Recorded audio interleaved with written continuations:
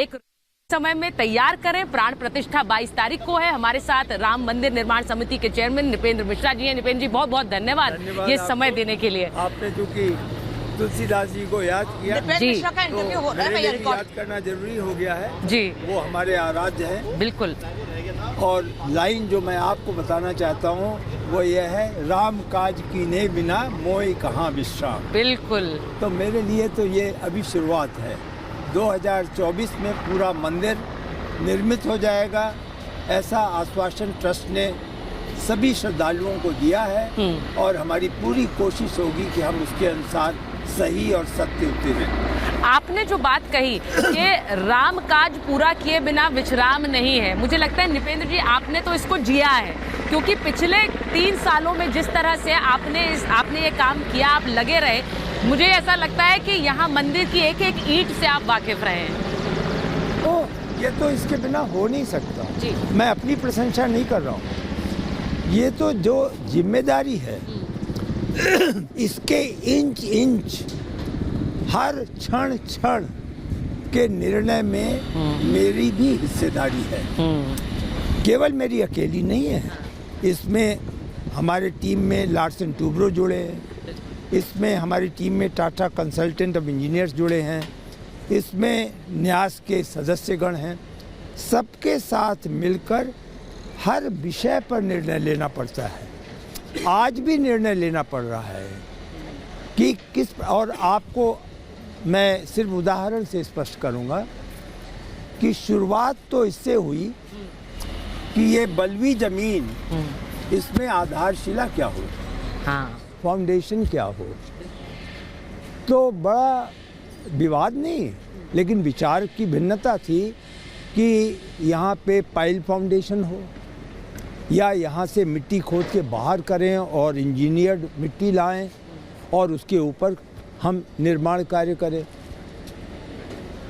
Raft किस चीज़ का बने, प्लिंथ का पत्थर कैसा हो, बंसी पहाड़पुर का स्टोन जो है वो किस प्रकार से और कैसे उसको जोड़ा जाएगा, क्योंकि लोहे का इस्तेमाल नहीं होना था, तो कॉपर के क्लिप्स लगाने थे। तो ये जो कण कण में, क्षण क्षण में एक एक स्तर पे निर्णय लेना होता था, और शायद इस प्रकार के निर्माण कार्य में कोई एक अकेला श्रेय नहीं ले सकता।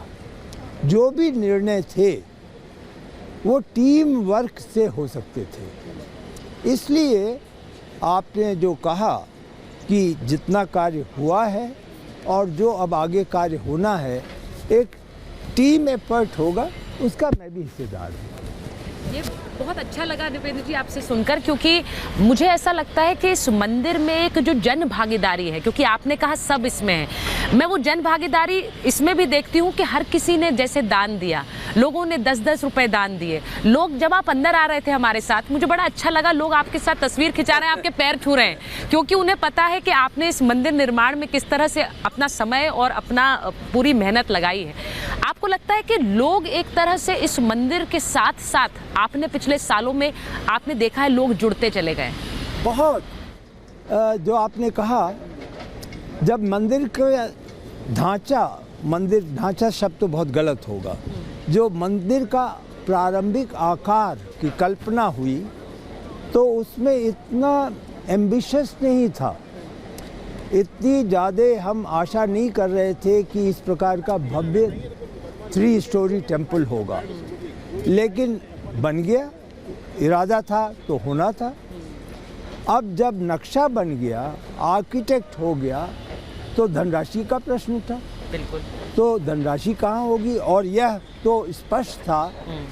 2 चीज़ें स्पष्ट थी, न्यास ने एक तो यह कहा था और वो न्यायालय ने भी कहा था कि इसमें किसी प्रकार शासन का योगदान धनराशि इत्यादि के रूप में, क्योंकि ऑटोनॉमस है, हाँ, बिल्कुल, वो नहीं होगा।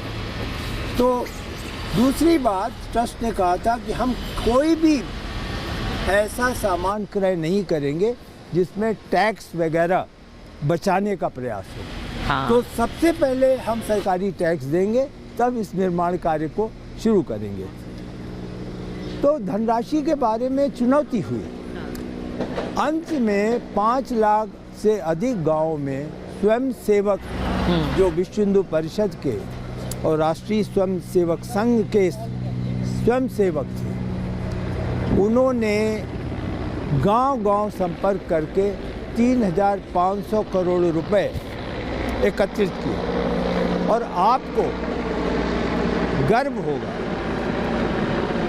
उनकी निष्ठा पर कि उनका 100% ऑडिट कराया गया और ऑडिट में प्रमाण पत्र मिला कि किसी प्रकार की कोई वित्तीय अनियमितता नहीं हुई है। तो आज हार्वर्ड में ये स्टडी है, हार्वर्ड ने स्टडी किया कि प्राइवेट पार्टिसिपेशन से भी कैसे इस प्रकार के प्रोजेक्ट्स बन सकते हैं। तो ये सही है और ये दैविक था। ये आप अक्सर कहते हैं। हाँ, ये क्यों कहते हैं आप? इसलिए कि हाँ। मैंने अनुभव किया। हाँ। प्रारंभ से 2020 जब कोविड था और आज और आने वाले वर्षों में जब जिम्मेदारी चलेगी मेरी, हाँ। कोई भी कार्य ऐसा नहीं हुआ और किसी प्रकार का आप यूँ समझें कि शाम तक चैलेंज आते थे, थोड़ी सी परेशानी होती थी मानसिक, उन चैलेंजेस को लेकर के मैं कभी कभी सोया भी हूँ और प्रातः उसका समाधान मिल गया। कितने ऐसे अवसर आए, हाँ। आप कभी अगर मुझसे कहेंगी कि इनको कैटलॉग कर दो, हाँ। तो मैं ये बताना चाहूँगा कि कैसे अपने आप हाँ। समाधान मिलता था। और यदि उस समाधान के लिए किसी व्यक्ति विशेष के पास जाना होता था और मन में यह होता था कि आज तो मैं असफल हो जाऊंगा क्योंकि शायद सफलता नहीं मिले, हाँ। तो आप विश्वास माने सुनने के बाद हाँ। उनका एक ही जवाब होता था कि ये तो राम का काम है, ये नहीं मैं करूँगा तो कब करूँगा, आपने मुझे जोड़ दिया, मैं आभारी हूँ। मैं आपको 2 उदाहरण दूँगा। श्री अमिताभ बच्चन को हम लोग चाहते थे कि एक फिल्म बन रही है, मार्च अप्रैल में शायद रिलीज होगी। उसके डायरेक्टर हैं प्रियदर्शन जी, अच्छा, अच्छे जाने माने डायरेक्टर हैं। तो उस फिल्म में ये था कि कुछ वॉइस रेंडर करना है, तो उसको करने के लिए मुझे टेलीफोन करने के लिए कहा गया। तो मैं बड़ा डरता डरता, इतने बड़े हमारे अभिनेता, बिल्कुल, और मैं उनकी बड़ी इज्जत करता हूँ। हाँ। वो सचमुच देश के महान अभिनेता हैं, शायद अकेले हैं, यहाँ तक मैं कह दूँगा। लेकिन जब मैंने उनको फ़ोन किया तो उनके प्रतिष्ठा को ध्यान में रखते हुए मैंने कहा कि आप अभी मुझे जवाब मत दीजिए, आप 6-7 दिन सोच लीजिए। आपको मालूम है उनका जवाब क्या था? आप इसके लिए 7 दिन मुझे प्रतीक्षा कराएंगे? मेरा जवाब अभी लिख लीजिए। नंबर 1, मैं इसमें भागीदार होऊंगा और इसको प्रो बोनो करूंगा, इसमें कोई आपसे धनराशि की बात नहीं करूंगा। तो यह इस प्रकार का उत्तर मिला करता था।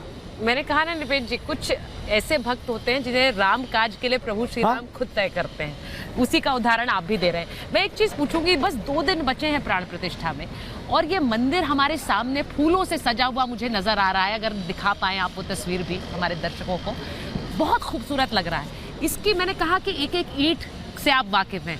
जब अंदर, ये बार बार कहा जा रहा है कि जब श्रद्धालु मंदिर में अंदर घुसेंगे तो उन्हें क्या क्या प्रत्यक्ष सामने दिखेगा, क्योंकि अभी वो आपकी आंखों से देखेंगे मंदिर को। ये बहुत अच्छा है, मैं बता सकूंगा। और मैं निर्माण में यदि आपका कोई प्रश्न होगा तो प्रयास करूंगा। सबसे पहले तो इस आप डोम को देखें, ये हमारे परकोटा का जो एक तरीके से परिक्रमा मार्ग समझें, जो 795 मीटर मंदिर के चारों तरफ है, अच्छा, वह है।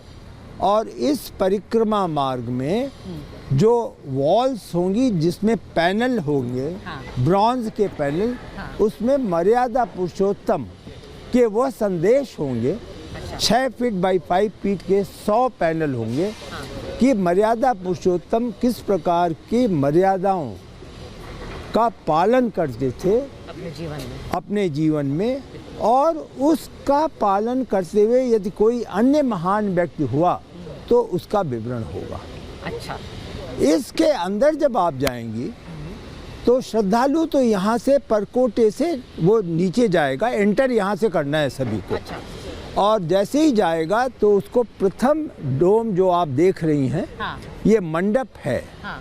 ये नृत्य मंडप है। तो ये यही मेन एंट्रेंस है आपके? जी, ये मेन एंट्रेंस है, ये परकोटा का है। मेन एंट्रेंस दिखाइए, मेन एंट्रेंस से अंदर जाते हुए बता रहे हो। जी हाँ। और परकोटा से जब जाएंगे तो पहला मंडप जो श्रद्धालु को सीढ़ियों के बाद मिलेगा, हाँ। वह नृत्य मंडप है।